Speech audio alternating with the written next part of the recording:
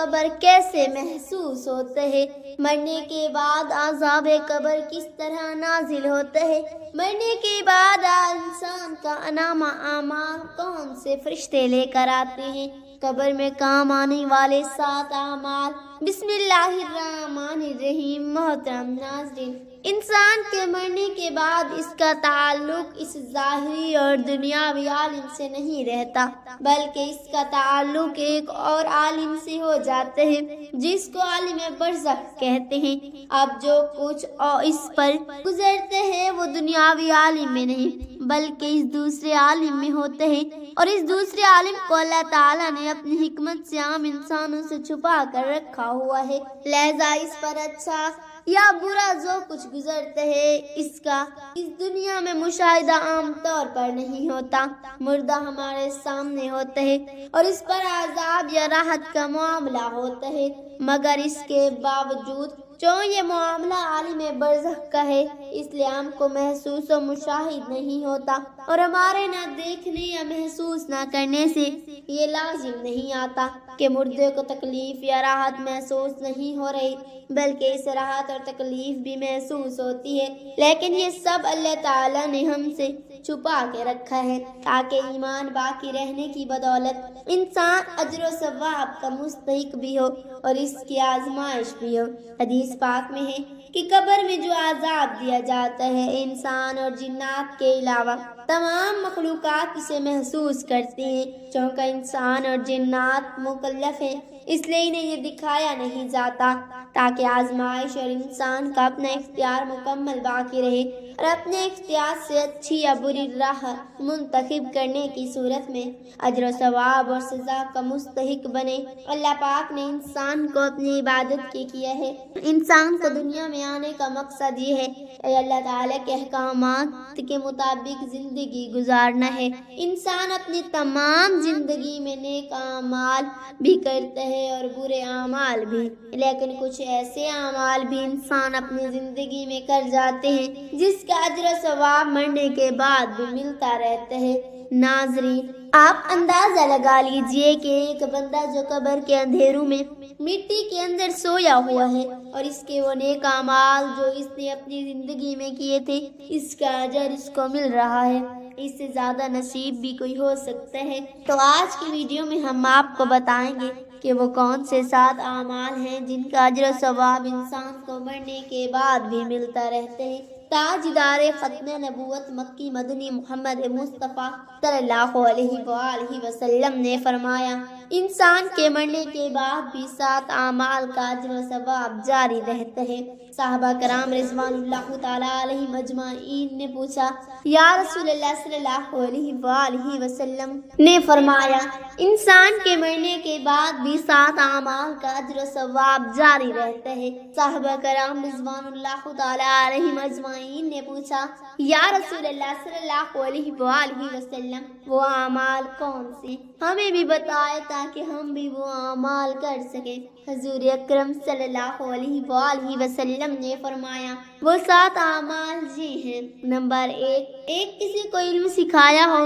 ناظرین، علم حاصل کرنے کو ہمارے پیارے مذہب نے بہت اہمیت حاصل ہے، جس کا اندازہ آپ ان حدیثوں سے لگا سکتے ہیں۔ علم حاصل کرنا ہر مسلمان مرد و عورت پر فرض ہے۔ تم میں سب سے بہتر وہ ہے جس نے قرآن مجید سیکھا اور سکھایا۔ علم حاصل کرو، تمہیں چاہے کیوں نہ جانا پڑے۔ بڑے ناظرین، کسی بندے کو علم سیکھنا صدقہ جاریہ ہے جس کا ثواب انسان کو مرنے کے بعد بھی ملتا رہتا ہے، لہذا جب کبھی بھی سیکھنے سکھانے کا موقع ملے تو ہاتھ سے نہ جانے دے، وہ نہر کھود کر پانی جاری کروایا ہو۔ ناظرین، اس بات سے آپ تصور کر سکتے ہیں کہ کسی کو پانی پلانا کتنے ثواب کا کام ہے۔ حضرت عثمان غنی خلیفہ سوم کا شمار مٹی کے عامل لوگوں میں ہوتا تھا۔ آپ نے اس یہودی سے پانی کا کنواں خرید کر لوگوں میں وقف کر دیا، جس کا پانی وہ یہودی بیچا کرتا تھا۔ ناظرین، پانی دینے والے نبی تاکہ ہندے کرنے والے اور بند کرنے والا کون تھا؟ یزید۔ نمبر 3، پانی کا کنواں بنوایا ہو۔ اس شخص کو بھی مرنے کے بعد قبر میں ثواب ملتا رہتا ہے۔ جس لوگوں نے پانی کا کنواں بنوا لیا اور پیسہ جمع کرنے سے کوئی خوشی نہیں ملتی بلکہ پریشانی ہوتی ہے، اگر یہ پیسے چوری ہو گئے تو پھر اگر یہ ہو گیا، اگر وہ ہو گئی، ہزاروں قسم کی پریشانیاں ہوتی ہیں۔ لہذا اگر آپ کو بھی اللہ پاک نے نوازا ہے تو اپنے پیسے کو نبی کریم صلی اللہ علیہ وآلہ وسلم کی دکھیاری امت پر لگا کر اپنی آخرت سنوارے۔ نمبر 4، درخت لگایا ہو۔ ناظرین، آج کل کے دور میں چاہت صرف موسمیاتی تبدیلیوں کا شوہر ہے۔ اس کا آسان حل ہے کہ انسان درخت لگائے، لیکن ہم لوگ درخت کاٹتے تو ہیں لیکن لگانے کا نام نہیں لیتے۔ درخت لگانے کے کتنے فائدے ہیں وہ تو آپ جانتے ہیں، لیکن اس کے ساتھ ساتھ درخت لگانا صدقہ جاریہ بھی ہے۔ یہ نہیں کہ اگر آپ نے درخت لگایا اور فوت ہو گئے اور وہ درخت بڑا ہوا اور آپ کے پیچھے لوگ اس درخت کی چھاؤں میں بیٹھ رہے ہیں، اس کا پھل کھا رہے ہیں، تو آپ کو اس کا ثواب ملتا رہے گا۔ نمبر 5، کہیں مسجد بنوائی ہو۔ ناظرین کرام، مسجد اللہ پاک کا گھر ہے۔ نبی کریم صلی اللہ علیہ وآلہ وسلم نے فرمایا، جس نے دنیا میں اللہ کا گھر یعنی مسجد بنوائی تو اللہ پاک اس شخص کے لیے جنت میں گھر بنائے گا۔ آپ مسجد بنا کر اس دنیا سے چلے جائیں گے، لیکن آپ کے بعد لوگ اس مسجد میں نماز پڑھیں گے، لوگ عبادت کریں گے، اس میں آپ کو بھی ثواب ملتا رہے گا۔ نمبر 6، قرآن مجید اپنے پیچھے چھوڑ جاؤ، مطلب کہ قرآن شریف خرید کر وقف کر دو یا کسی کو قرآن پاک پڑھاؤ۔ حدیث شریف میں آتا ہے کہ تم میں سب سے بہتر وہ ہے جو قرآن کریم کو سیکھے اور سکھائے۔ قرآن پاک سیکھنے اور سکھانے کے عمل میں صحابہ کرام پیش ہوتے ہیں۔ جب قرآن پاک شروع میں نازل ہوتا تھا تو صحابہ کرام اس آیت کو زبانی یاد کر لیتے تھے جو وحی کی صورت میں نازل ہوتی تھی۔ لہذا قرآن پاک دوسروں کو لازمی سکھائیں تاکہ یہ صدقہ جاریہ آپ کو ملتا رہے۔ اس کے علاوہ کچھ لوگ قرآن مجید دوسروں کو تحفے میں دیتے ہیں۔ یقین کریں اس سے بڑا تحفہ کوئی نہیں ہو سکتا۔ جب وہ شخص اس قرآن مجید کی تلاوت کرے گا تو اس کا ثواب آپ کو ملتا رہے گا۔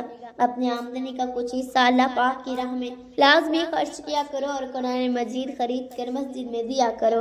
نمبر 5، اپنے پیچھے نیک اولاد چھوڑ جاؤ جو اس شخص کے مرنے کے بعد مغفرت کی دعا کرے۔ ناظرین، پیارے آقا محمد مصطفیٰ صلی اللہ علیہ وآلہ وسلم نے ارشاد فرمایا کہ میری امت کے کچھ لوگ ہوں گے جو مریں گے تو گناہگار تھے، لیکن جب قیامت کے دن کو اٹھیں گے تو پہاڑ جتنی نیکیاں لے کر اٹھیں گے۔ صحابہ کرام رضوان اللہ تعالی علیہم اجمعین نے پوچھا، یا رسول اللہ صلی اللہ علیہ وآلہ وسلم، ایسے کس طرح ہوگا؟ تو آپ صلی اللہ علیہ وآلہ وسلم نے فرمایا، ان کی اولاد ان کے پیچھے اتنی دعا کریں گی کہ انہیں اس دعا کے صدقے اللہ پاک ان گناہوں کو نیکیوں میں بدل دے گا۔ تو ناظرین، یہ تھی 7 اعمال جن کے کرنے والے کو موت کے بعد بھی اجر ملتا رہے گا۔ اس کے علاوہ بھی بہت سے ایسے نیک کام ہیں جن کا ثواب انسان کو مرنے کے بعد بھی ملتا رہے گا، لیکن اس طرح کچھ گناہ بھی ایسے ہوتے ہیں جن کا گناہ مرنے کے بعد بھی ملتا رہتا ہے۔ اور جب انسان اپنے پیچھے بری اولاد کو چھوڑ جاتا ہے تو انسان کو مرنے کے بعد بھی عذاب ملتا ہے اور قبر میں بھی عذاب ملتا ہے اور آخرت میں بھی جہنم میں ڈال دیا جائے گا۔ اس لیے پل صراط کا راستہ بھی مشکل ہو جائے گا۔ لہذا اپنی اولادوں کو ایسی تربیت کریں جو آپ کے مرنے کے بعد بھی آپ کی بخشش کی دعا کریں۔ اللہ پاک ہم سب کو ایسے گناہوں سے بچنے کی توفیق عطا فرمائے۔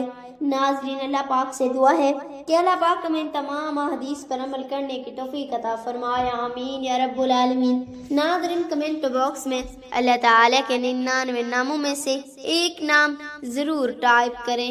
شکریہ۔